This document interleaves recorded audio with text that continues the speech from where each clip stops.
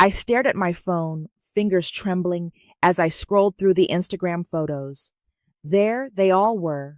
Mom, Scarlett, Dad, and Solomon, my ex, sitting around a beautifully set table at Vincenzo's, raising their glasses in a toast to my father's 60th birthday. A birthday dinner I hadn't even known was happening. My name is Nicole, and I just discovered I'm the only member of my family who wasn't invited to celebrate my own father's milestone birthday. Just a casual last-minute thing, sweetie, Mom's text read, coming in suspiciously fast after I'd viewed her story. You know how these impromptu gatherings go. Impromptu. Right. I zoomed in on the wine bottle in the background, a 2015 Brunello di Montalcino, the exact wine I'd helped Dad pick out 3 weeks ago when he called asking for recommendations for a special occasion. Everything okay? My best friend Cora's voice cut through my spiraling thoughts. We were supposed to be having our weekly coffee catch-up, but I barely touched my latte. They invited Solomon, I managed, turning my phone to show her, to Dad's birthday dinner. Solomon, but not me.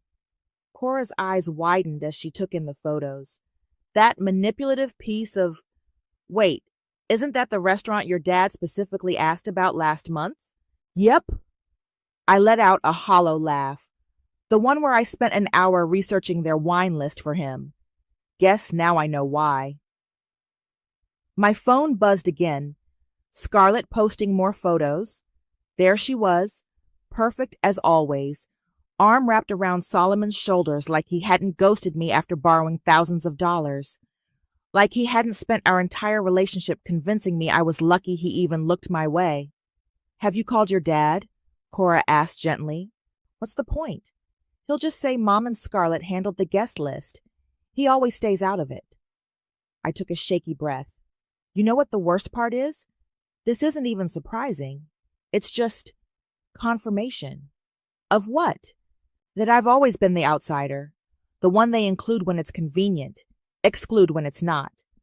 I scrolled to another photo, Mom beaming at Solomon as he apparently told some hilarious story. Remember when I tried to tell them about the money he owed me? Mom said I was being dramatic. Scarlett said I probably misunderstood the arrangement. Cora reached across the table and squeezed my hand. Nicole, this is beyond messed up. You need to say something. My phone buzzed again. A text from Dad. Great wine recommendation, sweetheart. Really made the evening special. Something inside me snapped. The careful wall I'd built around years of dismissal and gaslighting crumbled. I thought about the folder in my email, the one labeled Solomon Legal. The one containing every manipulative message, every broken promise, every admission of debt. The one I'd kept, telling myself I was just being cautious. You know what? I said, straightening up.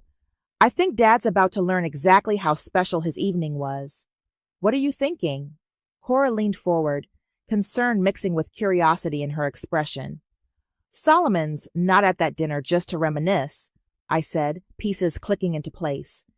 He's there to pitch Dad on investing in something. Has to be. It's his pattern. Charm his way into money, then disappear when it's time to pay up. How do you know? I pulled up my email on my phone, finding the folder I hadn't opened in months. Because he told me himself, right here, I'll pay you back as soon as I secure my next investment. Oh, that was 8 months ago. Want to bet that's exactly what he's after now? Oh my God, Cora whispered, reading over my shoulder. You kept everything? Every email, every text, every bank transfer. I smiled, but there was no warmth in it. They thought they could just exclude me, like always, that I'd sit quietly with the hurt, like always. I looked up at Cora, but they forgot something important. What's that? I'm not that person anymore. I picked up my phone, opening a new email. And I have receipts. Cora watched me for a long moment, then nodded slowly. Do it. But Nicole, be ready. This isn't just going to hurt them. It's going to change everything. I thought about all the family dinners I'd sat through, swallowing my words. All the time Scarlett had talked over me, Mom had dismissed me. Dad had looked away. I thought about Solomon's smug face in those photos, knowing exactly what he was doing. Good, I said, and started typing. Back home, I sat cross-legged on my couch, laptop open, surrounded by the ghostly blue light of my screen. It was past midnight, but sleep wasn't an option. Not when I finally had purpose burning through my veins. Okay, Solomon, I muttered, opening the folder I'd labeled as my personal Pandora's box. Let's see what kind of story these tell. My phone lit up. Cora checking in. You sure about this? Never been more sure, I texted back. Already found some gems. The first email was from exactly 9 months ago. Solomon's desperate plea after I'd threatened legal action. Baby, please. You know I'm good for it. This new venture is going to be huge. I just need time to secure the right investors. Don't do anything rash. I screen grabbed it, creating a new document. The next email was even better. The $50K was always meant to be an investment, not a loan. You're making this weird by demanding repayment terms. My bitter laugh echoed in my empty apartment. Funny how it wasn't weird when he was begging for the money, swearing he'd pay me back with interest. Another message notification popped up. Scarlett this time. I almost ignored it, but curiosity won out. You're being really childish by ignoring Mom's texts. It was just dinner. Stop making everything about you. I added her message to my growing file. Context matters after all. My phone rang, startling me. Dad's name lit up the screen. Hey, sweetheart, he said when I answered. His voice had that slight slur that came with expensive wine. Just wanted to thank you again for the wine recommendation. Really impressed everyone. Everyone including Solomon? The words slipped out before I could stop them. A long pause. Ah, you saw the photos. Hard to miss them once they're all over Instagram. Nicole, he sighed. You know how your mother gets about these things. Solomon just happened to be in town and... Save it, Dad. I pulled up another email from Solomon, dated just 2 weeks ago. Quick question. Did he happen to mention a new tech venture? Something about revolutionary AI integration? The silence on the other end was deafening. How did you... Because I have the same pitch in my inbox from 8 months ago, right after he ghosted me with $50K of my money. I kept my voice steady. But I'm sure he's changed. I'm sure this time it's totally legitimate. Nicole, this is business. It's not personal. Really? Because excluding your daughter from your birthday dinner while inviting her fraudulent ex feels pretty personal. Another pause. What do you mean fraudulent? I smiled despite myself. Check your email in the morning, Dad. I think you'll find some interesting reading material. What are you... Good night, Dad. Happy birthday. I hung up and returned to my laptop. Opening Solomon's investor deck, forwarded to me by a friend in tech months ago, I found exactly what I expected.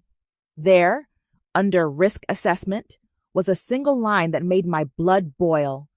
Previous venture faced opposition from disgruntled former partner. Personal relationship, no legal merit. That's what I was to him. A footnote.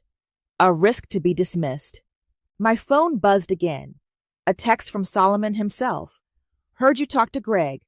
Whatever you're thinking of doing, don't. We can work something out. I added his message to the file, then opened my email. The subject line was simple. What you need to know before tomorrow's investment meeting. Into the body I wrote, Dad, I've attached documentation of Solomon's pattern of financial manipulation, including bank statements, communication records, and evidence of similar behavior with other investors. I'm not sending this out of spite, but because I can't watch him do to you what he did to me. Love, Nicole. My cursor hovered over the send button. This would change everything, not just with Solomon, but with my entire family. Mom would be furious. Scarlett would never forgive me for ruining her perfect dinner's aftermath. Another Instagram notification popped up. Scarlett had posted yet another photo from dinner, captioned, "Nothing better than family time with the people who really matter." I clicked send. Immediately, My phone lit up with a call from Solomon. I declined it, watching as 3 more calls came in rapid succession. Then a text. "You have no idea what you've just done." "Actually," I whispered to my empty apartment, "I know exactly what I've done." I closed my laptop, suddenly exhausted but lighter somehow. Tomorrow would bring chaos, but for tonight, I'd done what I should have done months ago. I'd chosen truth over peace, action over acceptance. I'd chosen myself. Sleep didn't come easy. I tossed and turned, checking my phone every few minutes. By 6 a.m., I gave up and made coffee, watching the sunrise paint my kitchen walls pink while notifications started rolling in.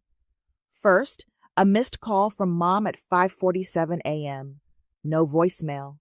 Then Scarlett, "Answer your phone right now." 3 more calls from Solomon, all declined. At 7:13, the email I'd been waiting for arrived. From Dad, "We'll talk, thank you."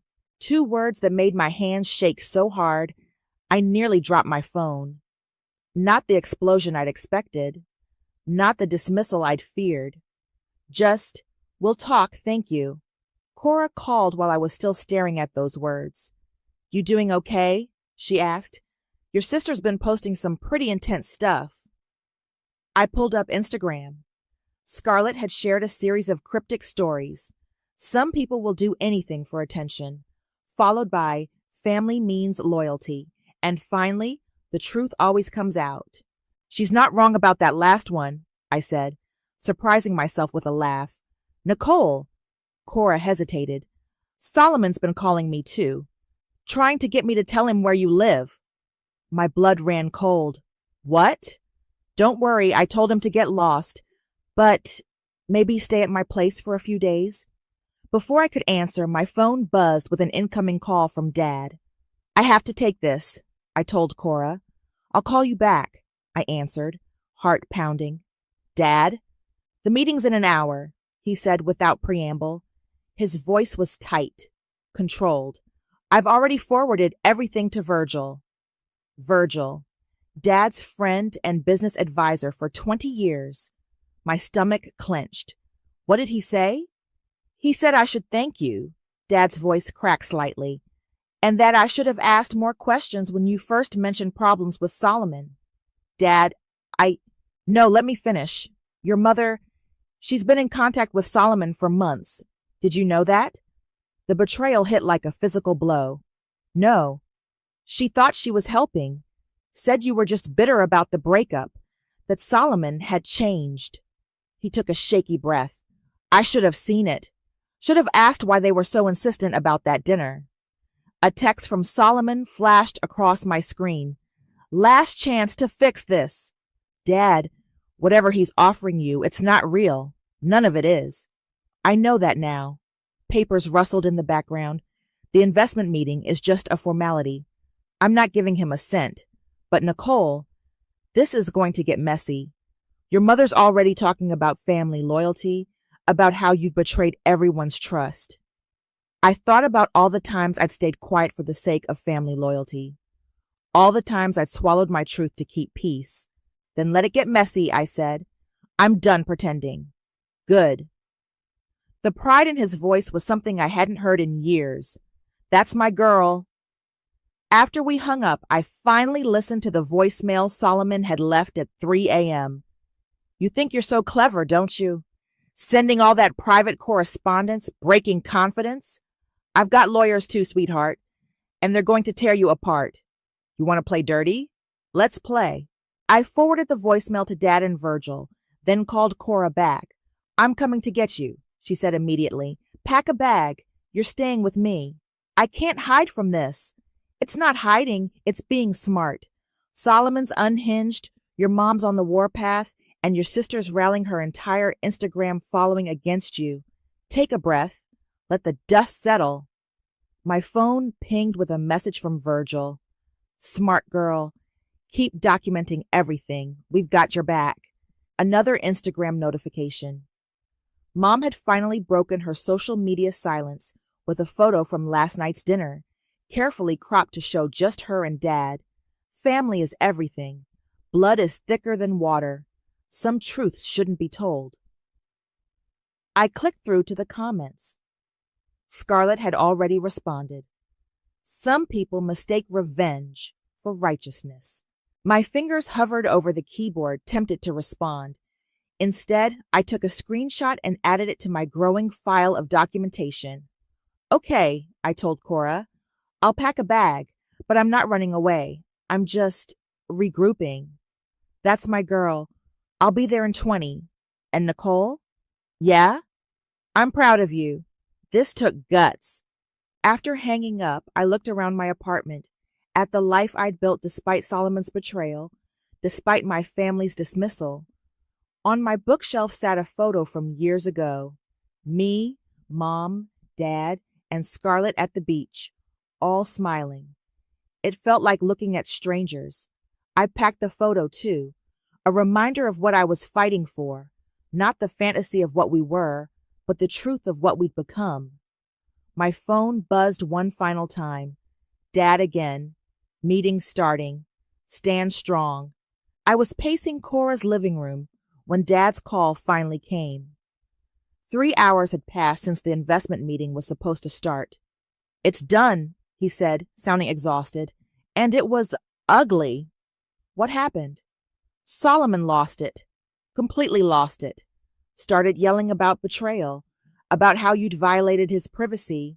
Then Virgil pulled up the SEC investigation. The what? I sank onto Cora's couch. Turns out we weren't the only ones looking into his business practices. When Virgil mentioned it, Solomon just snapped. Started threatening everyone. Security had to escort him out. My hands were shaking. Dad, I'm so sorry. Don't be. But Nicole? He took a deep breath. Your mother and sister were waiting in the lobby. They'd come to support Solomon. The betrayal felt like ice in my veins. Of course they did. It got worse. Your mother. She admitted she's been helping Solomon set this up for months. Said she was trying to fix things between you two. That's why they arranged the dinner. Fix things? I laughed bitterly. By ambushing you with an investment pitch from my fraudulent ex? I confronted them both. It didn't go well. My phone buzzed with an incoming text. Scarlett, I hope you're happy. You've destroyed everything.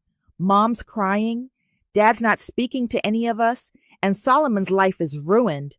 All because you couldn't handle being left out one time. Nicole? Dad's voice brought me back. Are you there?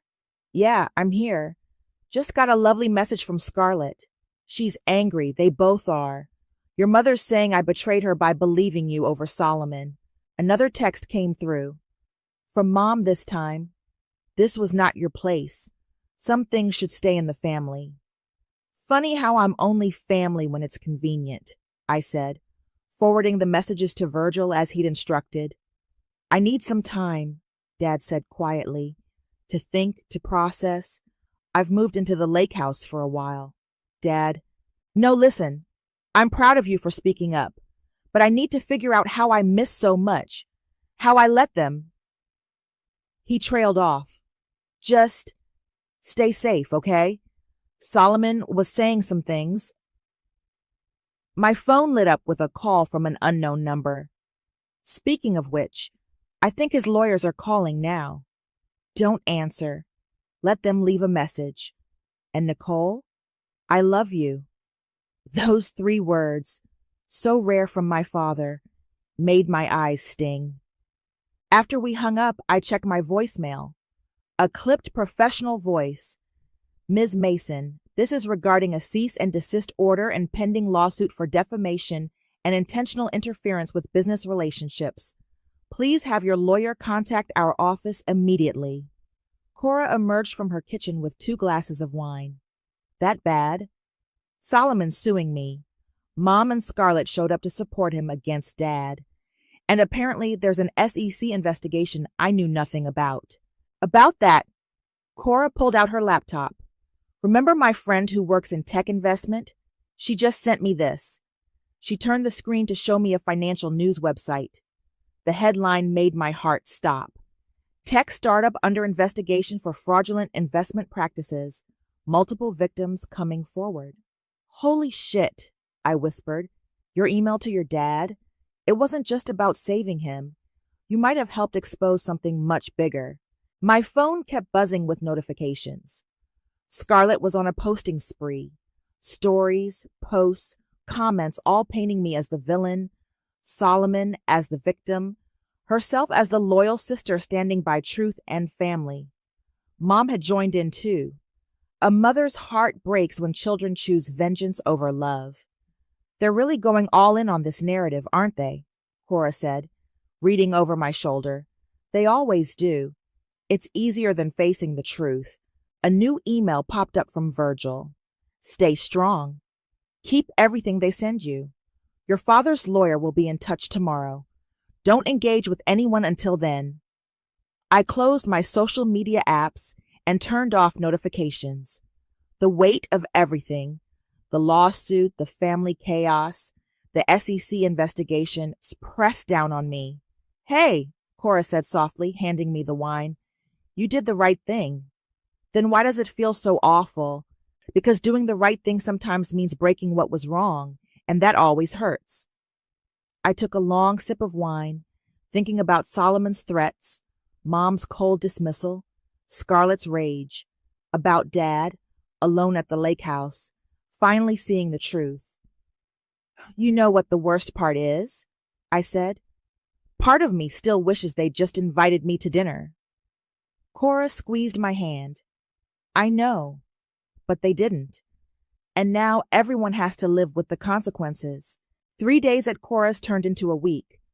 I worked remotely, designed logos for clients, and watched as Scarlett systematically rewrote our family history on social media. Just look at this, I said, showing Cora my phone over breakfast. She's posted a throwback photo from 2 years ago. Me, her, and Solomon at Christmas. Her caption, some people can't handle seeing others happy. Jealousy destroys families. The comments are brutal, Cora noted, scrolling through the responses. How many followers does she have now? Up 10,000 since this started. She's turning it into content. I laughed hollowly.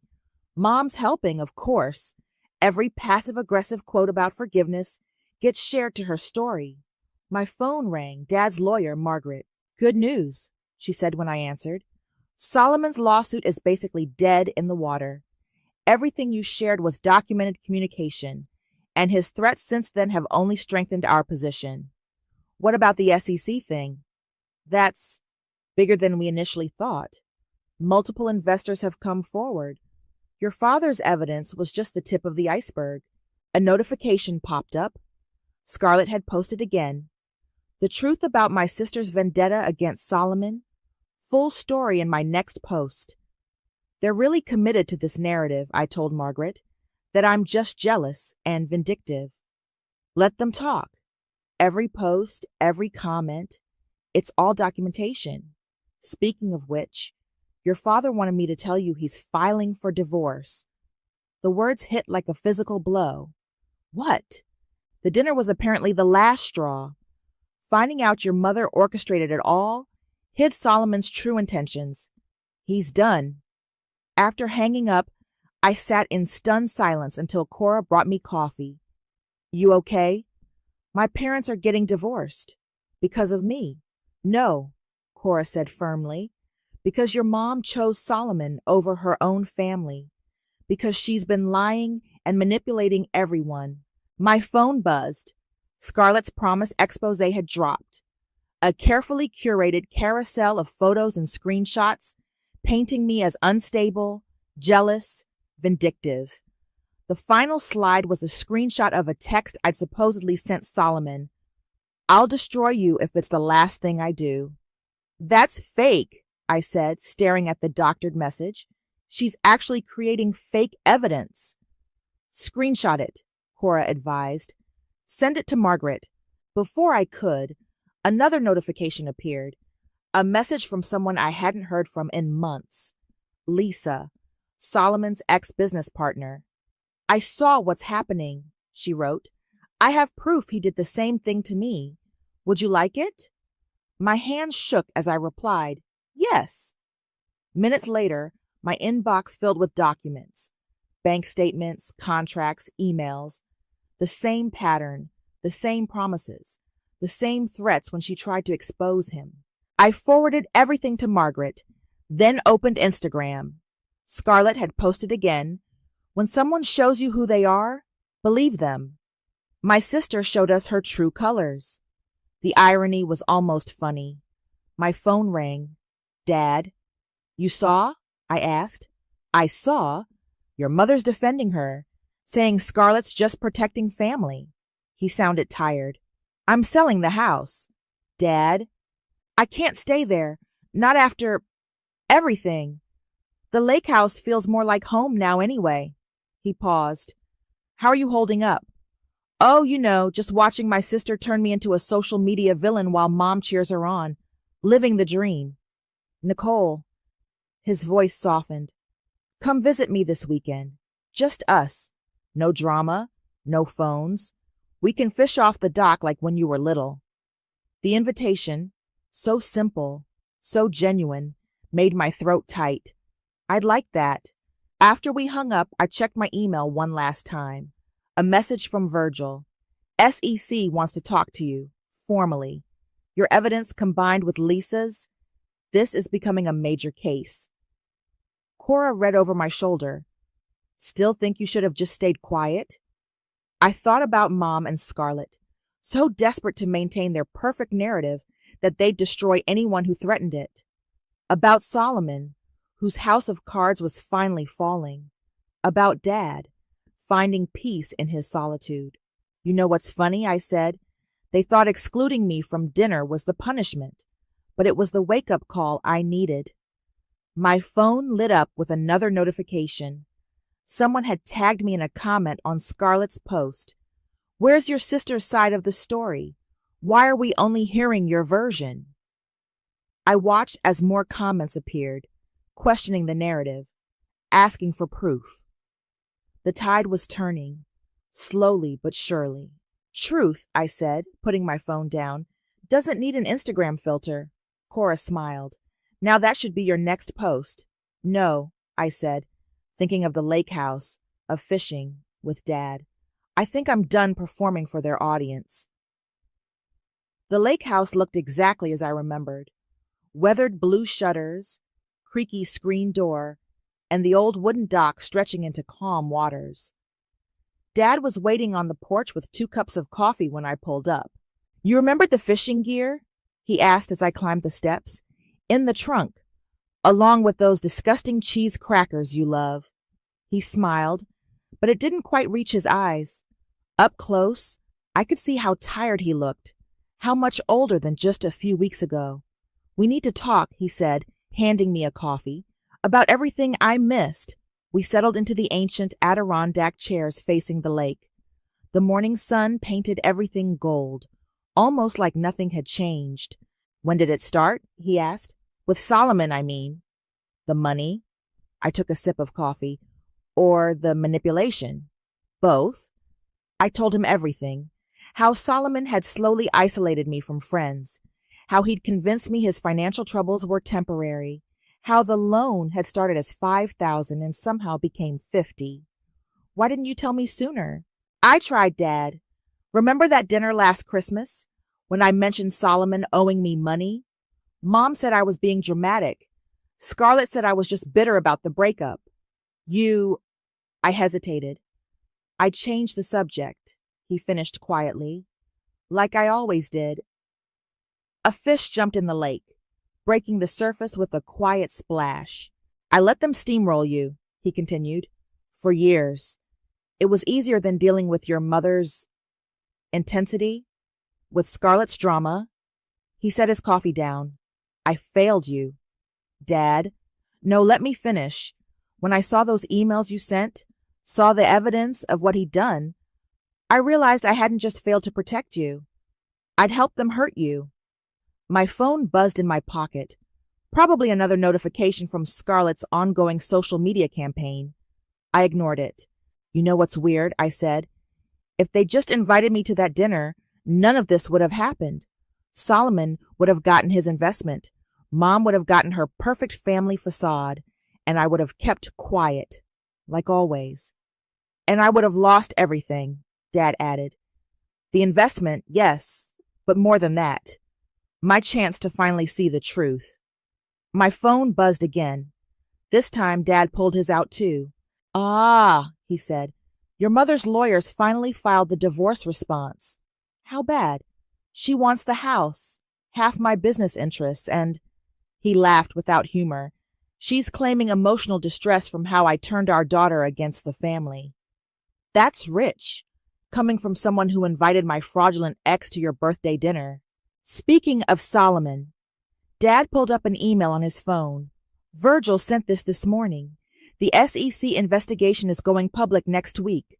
Multiple charges of investment fraud, wire fraud, securities violations. They're calling it a Ponzi scheme. Have you told Mom? She's not speaking to me, but Scarlett...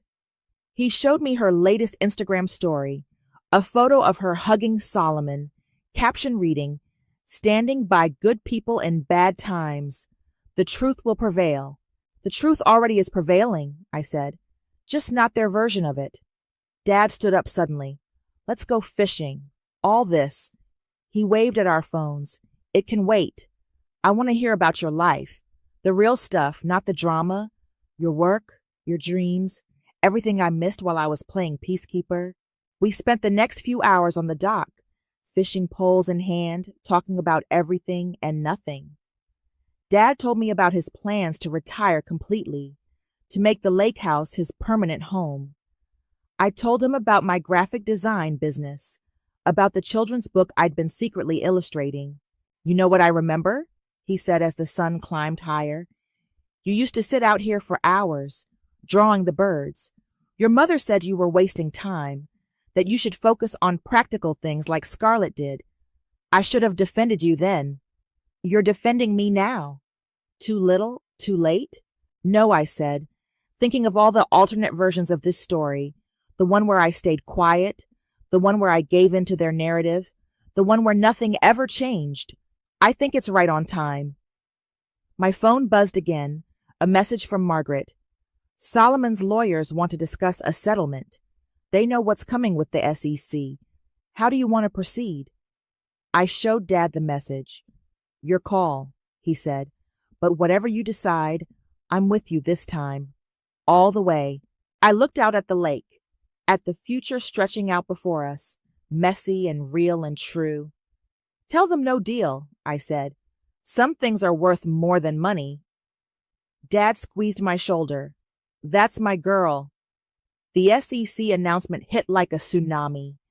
I watched from Cora's couch as Solomon's face appeared on every local news channel. The words multi-million-dollar investment fraud scrolling beneath his perfectly composed expression.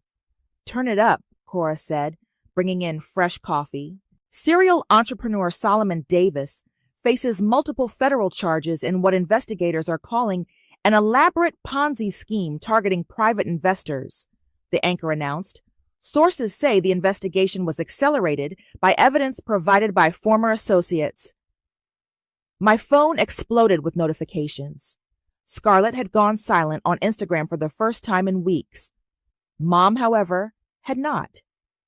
Family stands together in crisis, her post read. The media doesn't know the whole story. But I do, I muttered, opening my email to find a message from Lisa. They're interviewing me tomorrow. You? Thursday, I typed back. How are you holding up? Better than Solomon. Did you see he's been dropped by his lawyers? Before I could respond, Dad called. You watching the news? He asked. Yeah. How's the fallout? Your mother's hysterical. Keeps saying we've ruined her standing in the community. Scarlett. He paused. Scarlett finally knows the truth. What do you mean? Virgil showed her the complete file. Everything. Including emails between Solomon and your mother from months ago, planning how to get me to invest. Turns out your mother reconnected with him right after your breakup. She's been grooming this situation for a while. The betrayal felt fresh all over again. Why? Money. Status. She thought having Solomon in the family, successful, connected Solomon, would give her the social standing she's always wanted. She never believed your warnings because she didn't want to. My phone buzzed with a text from an unknown number, Solomon. I hope you're happy. You've destroyed everything I built. I forwarded it to Margaret without responding. Nicole?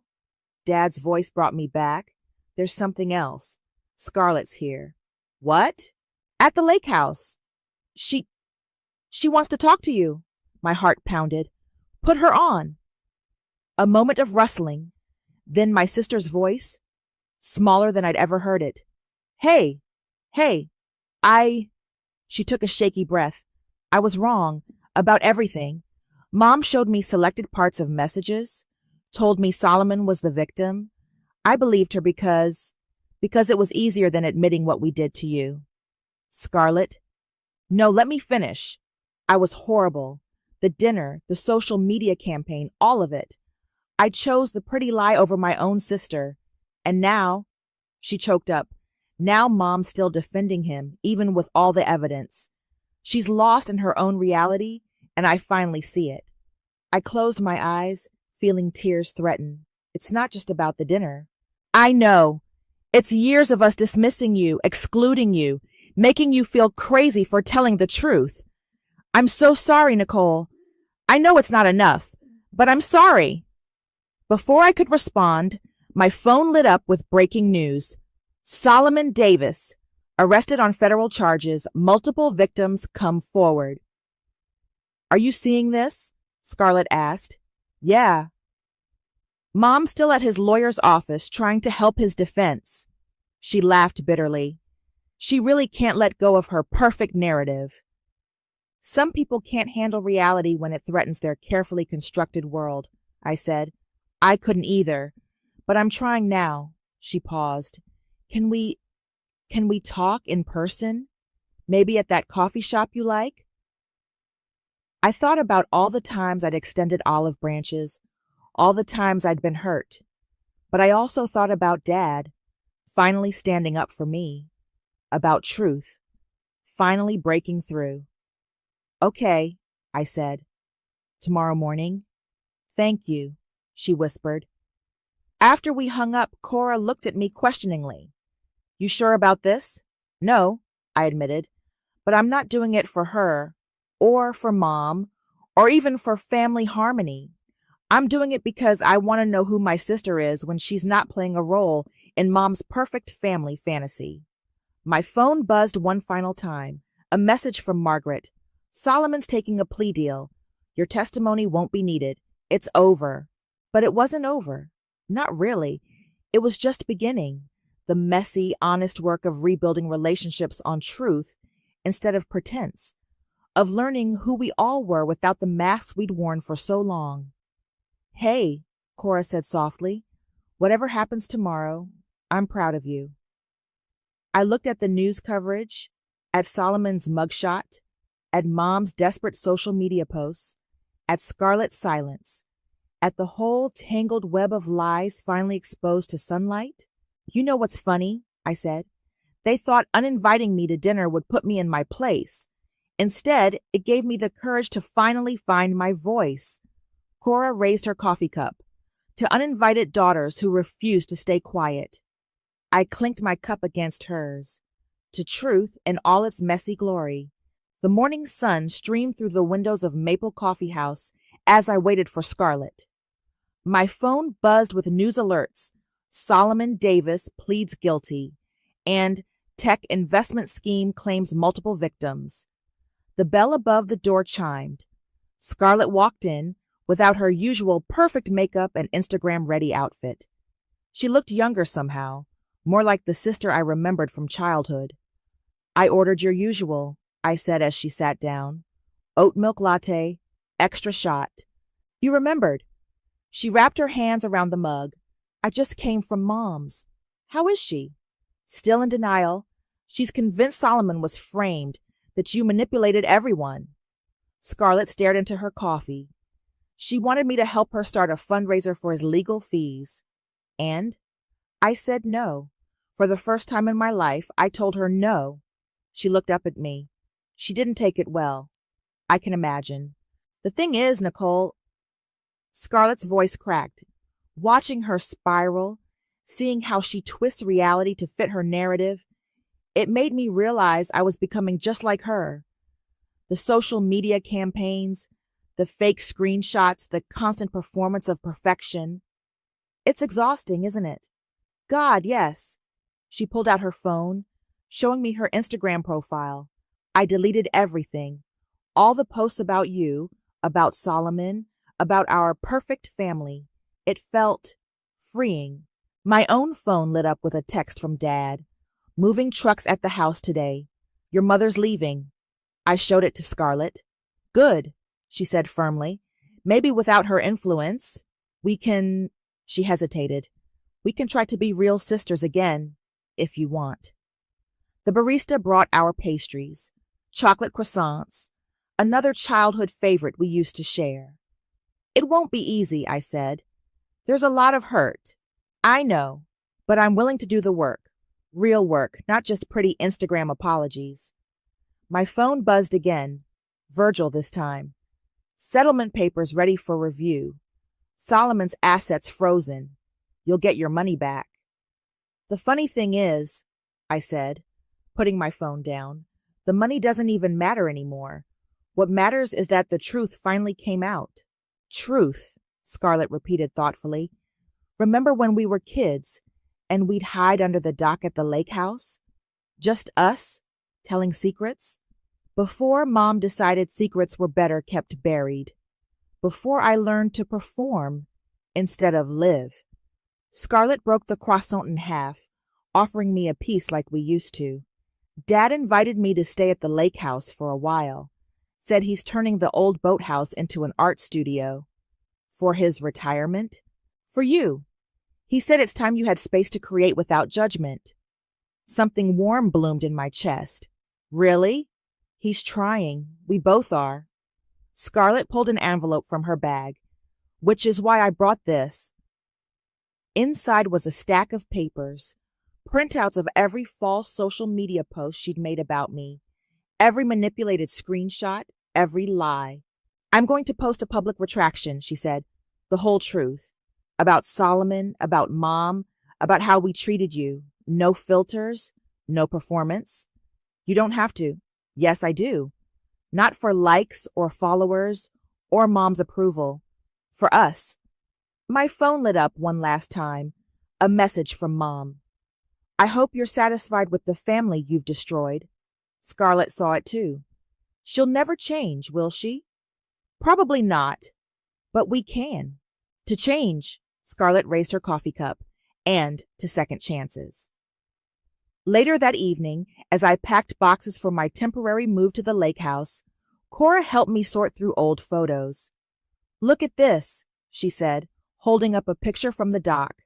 2 little girls with gap-toothed smiles, holding up a fish nearly as big as they were. Before the performance, I said, before the perfect family facade. And now, I showed her Scarlett's latest post, a simple, unfiltered photo of our coffee cups and broken croissant. Starting over, starting real, the truth about my sister. Think it'll last? Cora asked.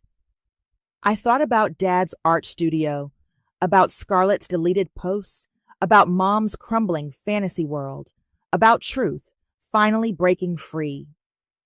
I think, I said, packing the old doc photo carefully, we're finally ready to write our own story. No filters needed. Outside, the sun was setting, painting the sky in honest colors, not perfect, but beautiful in their chaos. Just like truth, just like family, just like healing. I picked up my phone and texted Scarlett. Dad's making his famous terrible chili at the lake house tomorrow. Want to help me tell him how awful it is? Her response came quickly. Only if we can hide under the dock after. I have more truths to tell. This time, when I smiled, it reached all the way to my heart.